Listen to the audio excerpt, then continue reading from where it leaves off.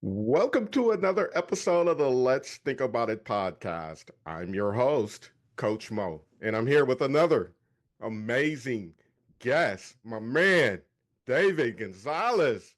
What's happening, bro? What's good, brother? How you doing? I'm great, man. I'm great. Where you checking in from? What part of the country are you calling in from? I'm from one of the most known parts right now and today. Just I'm from LA, and with all the fires and stuff going on, I'm like right over the hill from it. So luckily the winds are blowing the other way. My gym and everything are in the clear, but yeah, that's where I'm at. Man, prayers out to you and your family that you guys continue to remain safe out there. And I have colleagues that's in the LA area, so it's definitely a devastating time. But today, it's all about positivity and That, what energy we can bring. You know what I'm saying? yes, sir. So tell my audience who you are, what you do, a little bit of your background, man. Yeah, so I'm a franchise owner. I launched my business. I launched it as a franchise. So we have franchisees, but rewinding a little bit, I started off in the martial arts industry, went to college and realized that that's not really going to line up with my schedule. So I got into personal training. And at the time, I was telling people that this is a great college job and really worked around my school schedule. I had then started to really love it, seeing people's results, not just for me giving it to them, but seeing the pride that they got in themselves. I switched my major from business management to kinesiology, which is the study of human movement. And then I really just dug my heels in. And even though my parents and stuff are trying to push me in a direction of getting a stable job and stuff, and for a minute I was pursuing it. I was pursuing the firefighter route, but then I had to have a realization in myself, like, is this something I really want, or am I just doing it because that's what I've been told that I should do? And so I ended up diving in deeper to the personal training, built an in-person six-figure personal training business, and helped launch a prep school for basketball athletes in middle school. And after the first year, I had to step away because I was like, my goal and my dream was to open a gym, and I can't give all my attention to the prep school and still think I'm going to be able to open my gym. So me and my business partner, who was a former client, I brought him on board and I told him my vision. I pitched him on the idea and he was on board. We both basically dropped everything and went all in on the gym. And honestly, it's been a blessing because we have been growing since we've opened. And after 2 years, we launched the franchise, or at least after 2 years, we started the franchise process and hired a franchise advisor and that whole nine. And then by year three, we essentially launched the franchise, and now we're actually in Tampa, Florida, and we should be opening up in Dallas, Texas, and Vancouver, Washington soon as well. That's a great man. Congratulations. Amazing. One thing I heard you say is realization of self. Take me back there. Where was the click that made you take a deeper dive into yourself? It was honestly, it started that I've always been a deeper thinker. I'm very analytical in terms of when people say things, what was the real meaning behind it? For example, when you go to do one of those timeshare things, like I could already catch that from a mile away because I'm analyzing every question that you're asking, how you're asking it. That's just how my brain works. But it's almost like the Solomon paradox. You can give the best advice, you can deep think on outside things, but when it comes to yourself, sometimes we're the worst advice takers with our own advice. So it started off as like a surface level thing, and then it made me stop and think. It all started with, okay, I got my EMT certification, right? I did the crash course. It wasn't that hard for me considering a lot of the information I already learned in school. There was obviously some additional stuff that I learned, but majority of it made sense already. And then it was like, okay, to be an LA firefighter, you have to essentially build your resume. And because it's so competitive, and watching one of my best friends go through that same process and him going through the process for 6 years, it was like, do I really want to do that? And it wasn't Right. it wasn't the 6 year thing that bugged me. Believe me, I have goals that would supersede what people could even imagine. But it's the fact that I had to take a pay cut just to work as an EMT, just to build my resume. And for me, like I'm not huge on titles or I'm not huge on resume building. Even when we hire our trainers, I can care less what you have on your resume. It's all about questions. It's all about conversation for me. So having to work for a little above minimum wage, which I already think is robbery in that field, I think they should be getting paid way more than that. And having to work for a little above minimum wage just to build my resume, it was like, do I really want to do this? And Right. so that's where I started. That led me into a snowball effect of, man, like I've always been unhappy working for someone else, right? It starts off good. I feel like I'm moving in the right direction. And then why it didn't work when I worked for corporate gyms was because I used to get in trouble because I would not use their script and I would say it my own way.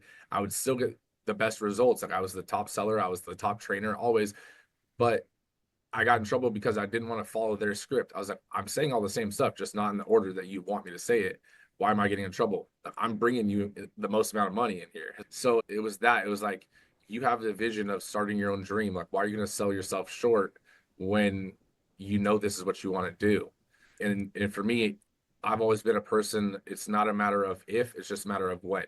For me, if I want something, there's no stopping me. I might not be the most skilled, I might not be the most Right. knowledgeable, but I guarantee you I will outwork anyone. Man, that sounds like myself. I have this curiosity about myself from within. Something as I was on the up and come up and something didn't feel right, applying for jobs, whatever. I would always ask myself, why am I feeling this way right now? What am I really so pissed off about? Or why am I feeling so challenged right now to just really start to create that awareness and then adding the values into that, like what's important to me in that moment might be, let's just say my integrity or trust or my vision or strategy, whatever that value is in that moment. When I reflect on that value, and I do it subconsciously, I don't show up and say, what value is right now? And let me apply it. It's just subconsciously, right? Because that's how I just taught myself. But I have the self-awareness to know that when the value is off alignment, I just feel different. I feel a little bit bad. And so then I start to question myself, like, why do I feel the way that I feel in this moment? And when I can answer that question for myself, I gain the courage and confidence to move whatever direction or path that I need to go. And my question to you is, when you hit that point of making that decision that I'm going to go the entrepreneurial route, I know everybody wants me to be a firefighter or do the job thing. What was your tick to give you the courage to go against the grain and from what other people wanted you to do? It was believing in myself and realizing that the people that were giving me the advice or that wanted me to go the route of a steady job and stuff, realizing that it was from a place of love, right? My parents and my family, there wasn't really entrepreneurs. Like I do have two second cousins that are famous rock stars and stuff, and I do have a professional athlete cousin, but again, like that was the extent of it. And so they were the outliers that weren't necessarily entrepreneurs. And so what I was doing, I was going to be the black sheep in terms of careers. But having that explanation and realizing that, look, it's not bad that they're giving me this advice and they're doing it out of love, but then I had to explain it to them so they would be behind me because at the same time, like you do want people in your corner because it's not easy. And so I explained it to them when and they understood. But for me, it was more of a understanding, like I said earlier, it's not a matter of if, it's a matter of when. And that doesn't just become something you believe. That's built through repetition of things working out, of you accomplishing your goals. For example, when I was a martial arts instructor, we were sparring, we were training one day. A couple of the instructors and a couple of the higher level people, we were just training, and a fight promoter walked in, and he was like, "I need a fighter for this upcoming event," and it was at 170, and at that time I was bulking up and I was around 200. And so our two 170 people they're like, yeah, I don't want to do it, that's too close. And I was like, when's the fight? And he's like, a month, or 2 months. And I was like, I got you. And then he was just like, he's like, what are you? And what's your weight? I was like, 200. I was like, don't worry, I got it. And then left. So then my coach was like, Okay, if you want it, we'll get it. So Right. we literally got after it, and it was one of those things where it sucked. Don't get me wrong, it was not easy, but it was one of those things where I knew I was going to achieve it. So I just kept doing everything that I could to achieve and align with that. So that was one brick that I've laid down in my self-confidence within myself. Launching the personal training or building a personal training business at a corporate gym and then leaving the corporate gym to go to a private gym and work for a private gym. So basically starting over and building back up to again the top trainer with the most amount of clients, highest paid trainer, most sales, doing it a second time. And then becoming the training manager, and then again being the highest training manager and so forth, and then leaving. It was like, okay, I've been here before. So it was like, Right. what, like this, like my girlfriend at the time, who's now my wife, was like, when because I told her I was like, I can't do this anymore. I quit. And she's like, what? And I was like, I quit my job. Like, I'm gonna do this for myself. I can't do this anymore. And she's like, how are you gonna get clients? And I was like, I will stand in front of Levon's grocery store and sell personal training before I go back to work for someone else. I can't do this anymore. And then she was like, okay, like she didn't question it. She didn't believe me. She was like, okay, like let me know if I need help in any way. What can I do? But also she knows the kind of personality type that I have. And it's once I put my mind to it, there is no stopping, right? I will Right. literally keep going until it works. And majority of the time it doesn't work the first time. And I know that. But that's the lesson I've learned. It didn't work that way. Perfect. So now I know there's other ways. Let's try another way. Okay, maybe that one did or didn't. But again, you keep trying. It's not a matter of if, it's just a matter of when. So it's a matter of the mindset, right? Exactly. It, It's so like you said right there, like that I can do, right? And so yeah, it's exactly that mindset. And so my mindset with that like extended is it hasn't happened yet. right. It's I always put the yet because it hasn't happened and then it's a period and it's, okay, it hasn't happened. So what's next? It hasn't happened yet because I'm gonna try another way. I haven't opened it. Like, it took me, I would say, like 5 years before I found my business partner and before we opened the gym.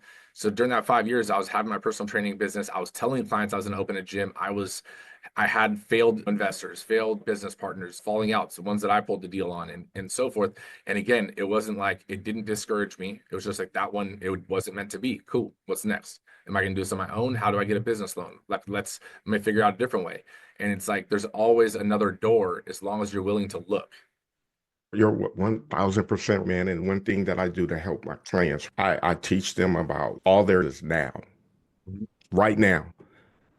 You can't do nothing about the past because the past has already happened. You Yep. can't go back. The future isn't here yet. The actions that you take at this moment right now influences the results of tomorrow. So what are you going to Exactly. do like right now? And what's the opportunity in certain results that you didn't really desire to receive? There's always an opportunity within those results. So I would think that some of the failed partnerships, investments, and things like that, the mindset was, what's the opportunity here? And then what do I need to do to continue to move forward? With that being said, I'm sure you work with a lot of clients in the fitness world. I'm going to just go fitness, right? Who's trying to lose weight, trying to bulk up, this and this and that. And they have that mindset, oh, I can't lose weight. I struggle. What's your methodology in helping them shift their paradigm and get that I can do type of mindset so that they can start to lose weight or hit their fitness goals? Definitely. And before I answer that, I want to go into what you were just saying too, because I think that's so awesome that you're telling your clients that. And it goes into like the saying, yesterday is gone forever, tomorrow's yet to be, right? And from that, I take the analogy of if your life is you're driving in the car, right? The Right, windshield is huge, but the rearview mirror is small. So right. you shouldn't be looking back in that small little section of your life. That's all gone, that's all behind you. Look at Yep. the windshield and keep going forward. But to answer your question for the clients, it's and I say it like this because it throws people off and it gets them to listen to me. And it sounds kind of like a jerk thing to say, but it's almost like that attention catching statement. Right. So they're like, I can't lose weight or I can't do that. I'm like, you're not special. And then they're like, what? And I'm like, you're not special. And then they're like, oh, okay. I'm like, listen to this. I was like, you're human, right? Other people that are human have also lost 20 pounds, right? But yeah, you're not special. You can still do it too. Nothing about you is holding you back. Your body Right. isn't a special design that is restricted from losing weight. You're not special in that design. Your life and everything you accomplish is special, but you're not Right. specially designed to not do the things you don't want to do. It all begins and ends with your mindset. If you tell yourself you can't, then you can't. If you tell yourself that you can, you can. So once you start believing that you can achieve something, you will start to look for the opportunities and you will start to align everything, your actions with achieving that goal. But the moment that you stop believing in it, then again, you will stop progressing towards that goal. So you haven't lost 20 pounds yet, but that doesn't mean it can't happen. Yes, you tried 10 times already, but during those 10 Right. times, I guarantee if we broke it down, I could find the reasons why it didn't work. And I guarantee maybe even some of those are the same as they were previously, right? If you try the same thing over and over again and it's not working, like So, that's the definition of insanity, right? But at the same time, was it an outside source or was it your mindset? Was it your consistency or your commitment to it? Because right. majority of the times that's what it is. It's your commitment to your goal, right? It's not fun to Right. work towards the goal in really any fashion, right? Opening a business, Right. it's not always sunshine and rainbows. It's most of the time like you're in the mud. And then it's Right. like you get out and you get to see the sunshine. And that's what makes it valuable. And that's why people look at people that have a six pack or at people that have a business or like us, we have a gym, we have a franchise in multiple states. And they're like, dude, like, that's so cool. That's such a huge accomplishment. Or they're like, you're lucky. I'm like, this was not luck. Like, They also don't see the day-to-day grind that you put in. So people want that end result almost instantaneously mhm, and can lose sight of the day-to-day grind that it takes to get to that goal because we become impatient with ourselves. And that can be tough. And especially, I'm going to go back to what you were saying in regards to the person that says they can't do it because they tried these different programs in the past and they just can't lose the weight, right? And it goes back to what I was saying. That experience that you went through and not losing the weight, it created a level, maybe a level of frustration, level of doubt, a level of fear that if I try again, there's a possibility that I'm going to fail. And if I fail, it doesn't feel good. And then with it not feel good, I must be a failure trying to lose weight. And that's the psyche, the internal psyche that people can naturally carry, AKA limiting belief, inner critic, assumptions. All of this is percolating in the mindset that I can't do it. And so in those moments, you're just stuck. You're not even willing to try to take that next step. But then when they reach out and they work with a gentleman like yourself who can help them take a step back, let's break down your process of what you've done in the past. And then they can start to see the loopholes of where they made mistakes. The optimism comes back because in that moment, there was growth opportunity. And then that's how you help them connect that. And with that confidence, they can move forward in the program. What are your exactly. thoughts of that? No, exactly. And it does suck to fail, right? And you can look at failure as failure, or you can look at it as a lesson. What also sucks, staying exactly where you are. So Exactly. you got to choose which suck you want. The one that's temporary and has the light at the end of the tunnel, or the one that you're just sitting in the dark and you're staying there and you're just settling because you don't want the temporary dissatisfaction of maybe it not working one time. Or you thinking that your line to success is always a linear straight up path, and it's not. There's waves, right? And so you have to realize that every person's journey has those waves. I'm a gym owner and I don't want to work out every single day. And I know every single personal trainer on this earth does not want to work out every single day. And if they tell you that they do, they're lying to your face, right? Yep. There is a day at least once in the year that they're like, I don't feel like it, but I'm going to go anyways because I know I need to. And so Exactly. that's the main thing is look, it it wouldn't be valuable and you wouldn't be looking at it as a goal if we could just snap your fingers and then you get there. It's something of value and it's something of a desire because there's work and there's effort that gets put into it. There's a cost to everything in life. right? And the cost is either time, it's either financial, or it's either effort.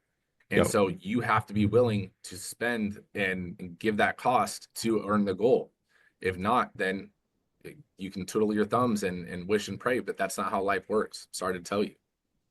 And what's the alternative? Mhm. If you don't want to lose weight, you do want to lose weight, but you haven't been successful, does that not become a goal anymore?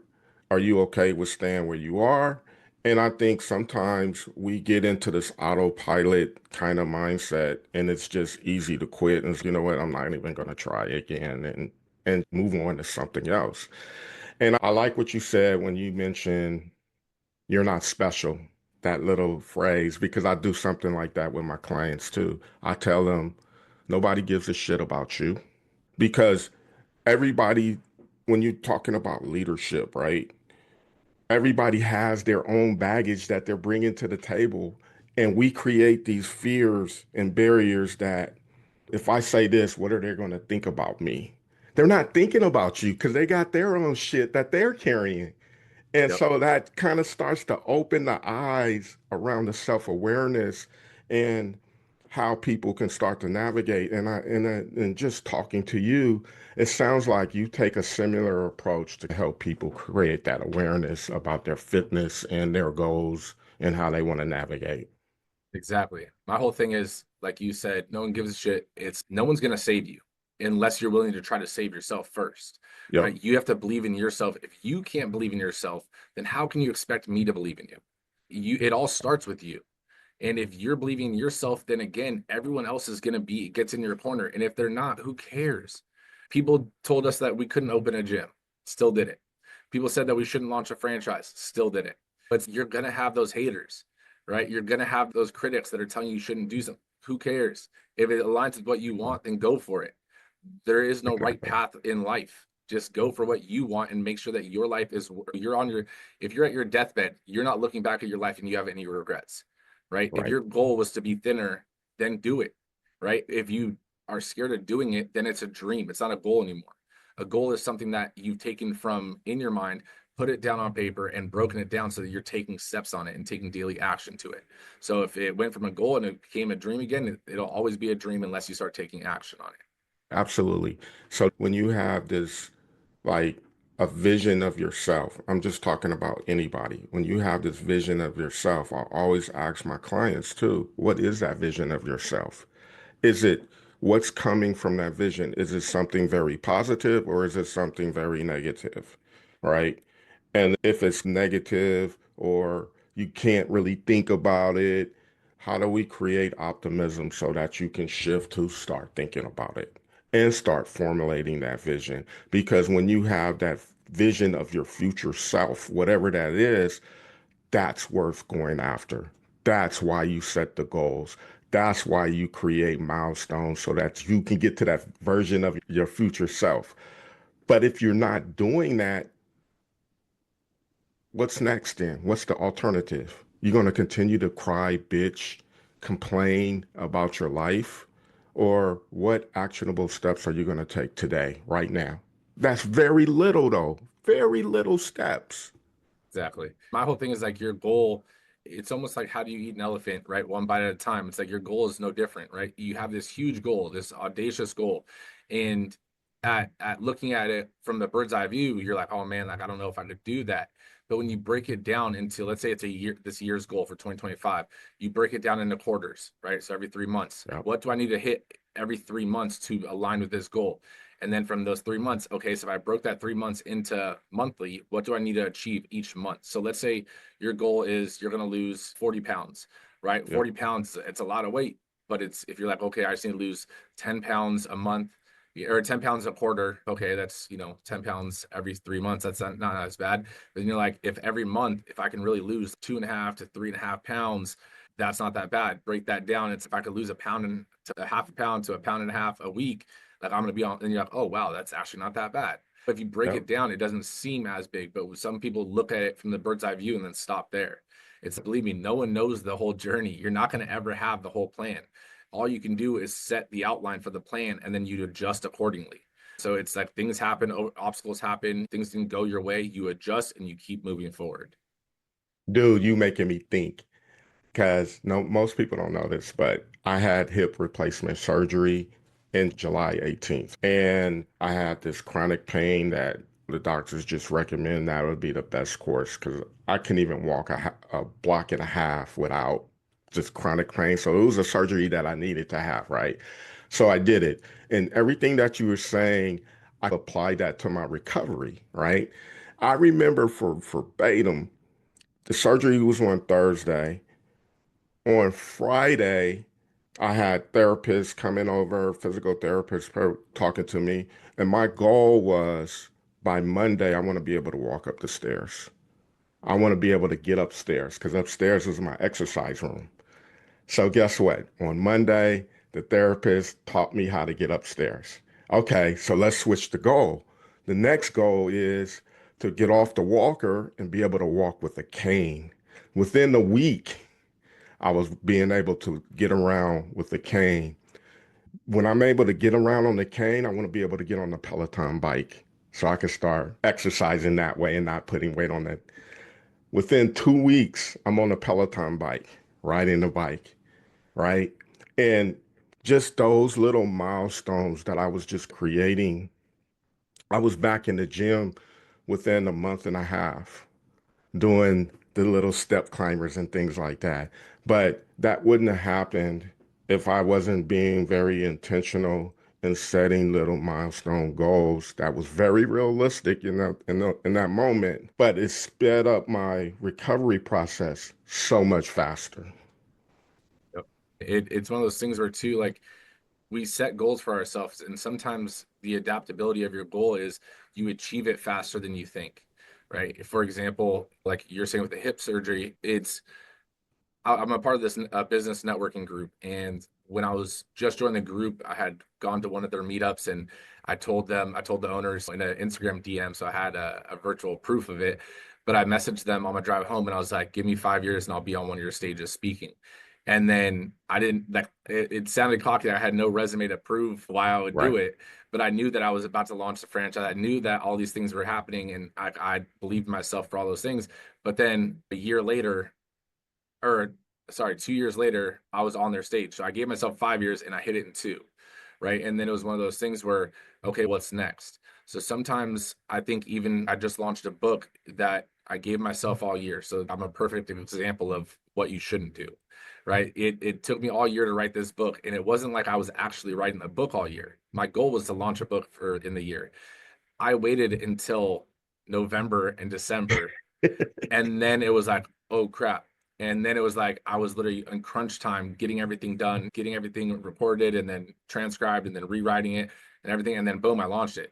So a lot of the times we'll give ourselves too much time in achieving our goal. And then we wait and procrastinate until the last minute and then put it into hyperdrive. So what if we just rewinded that and then did those things in the beginning, knock the goal out? It's okay. That was my year goal. So now I have to add something else. So just like you're saying for the hip surgery, it's sometimes you gave yourself a week when you knocked it out sooner. And then it's okay, what's next? And then what's next? You can always adapt. Just because you hit your goal doesn't mean that's it. There's a next peak to the next mountain. Look for the next one. Keep going.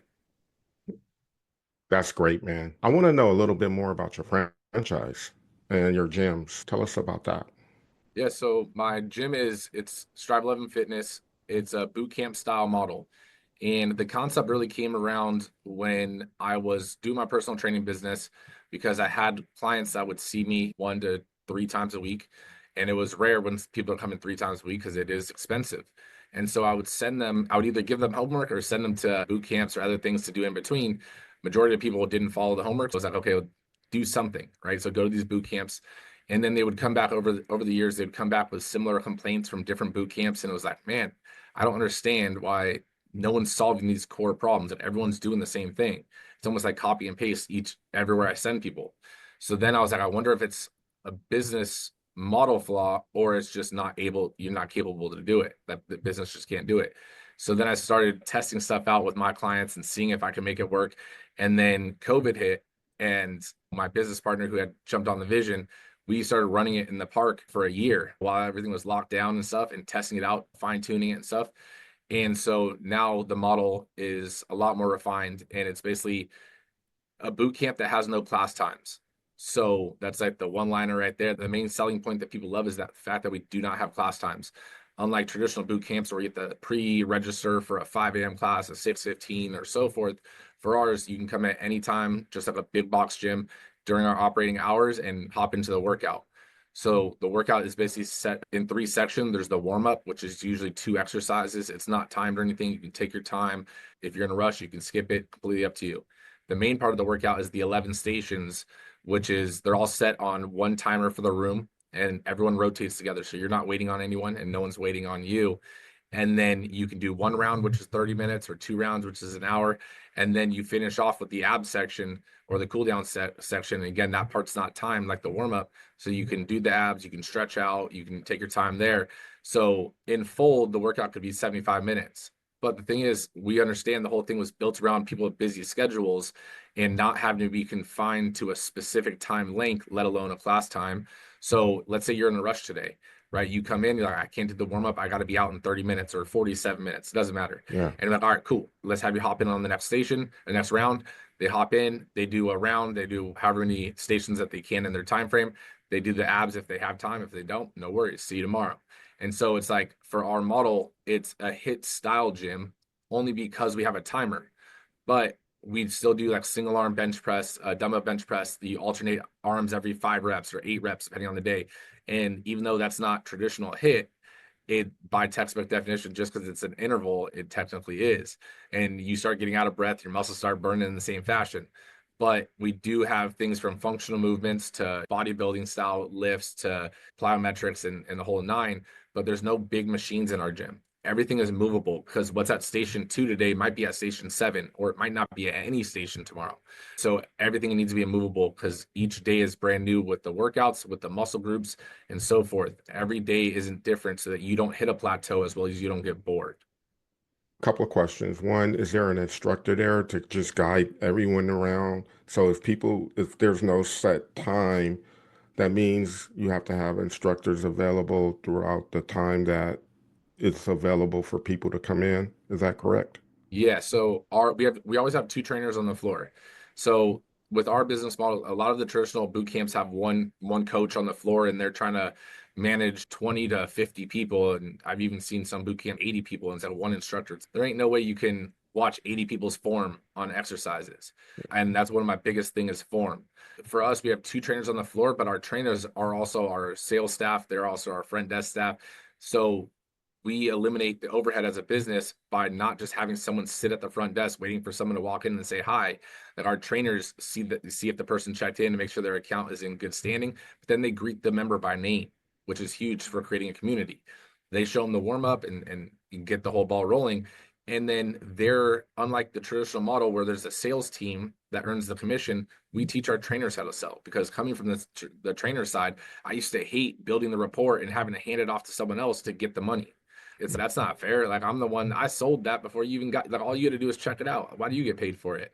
So it's for us, we eliminate the overhead as a business, but also providing the opportunity for the trainers. That's great, man. As a potential customer, it doesn't matter what level you're on. I can be a beginner, I can be very experienced. The boot camp works for anyone. Yeah, so that's the thing is, and that's what people get confused on. They're like, oh, it's for people that have never worked out, or it's for people that are just advanced.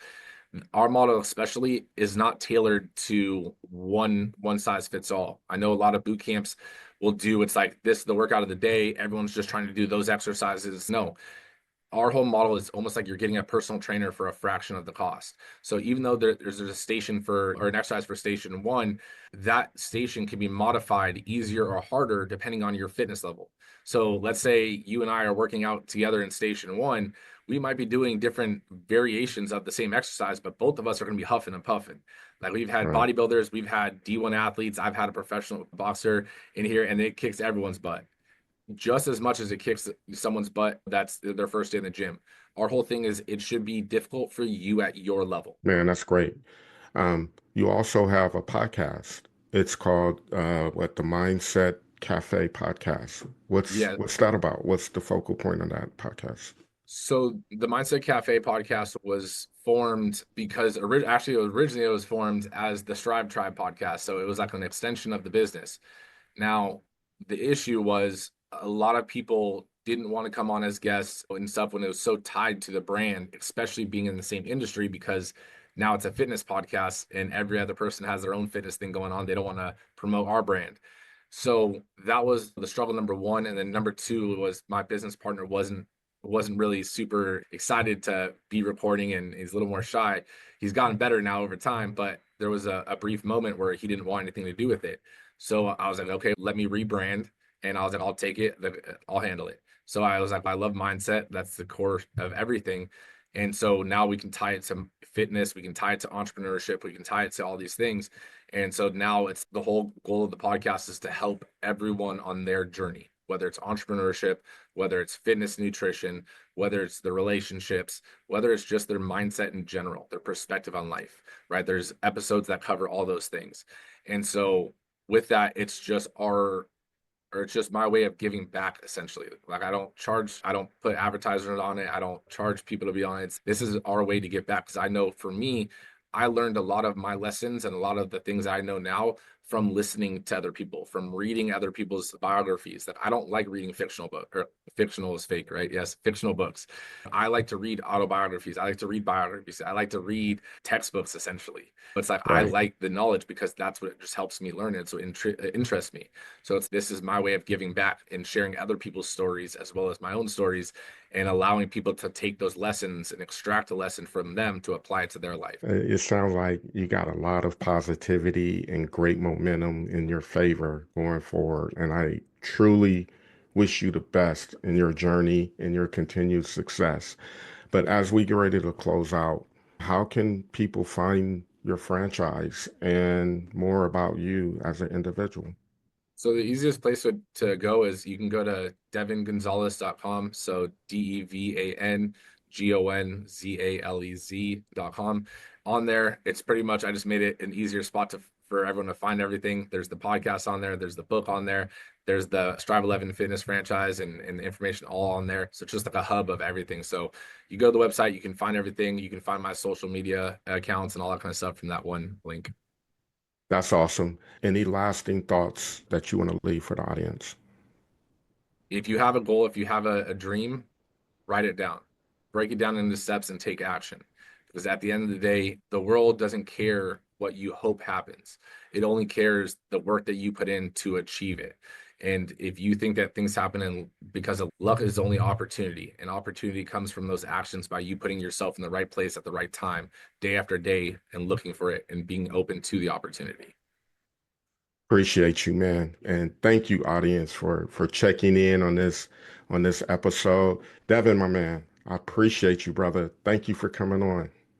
Thank you so much for having me on. It was an honor.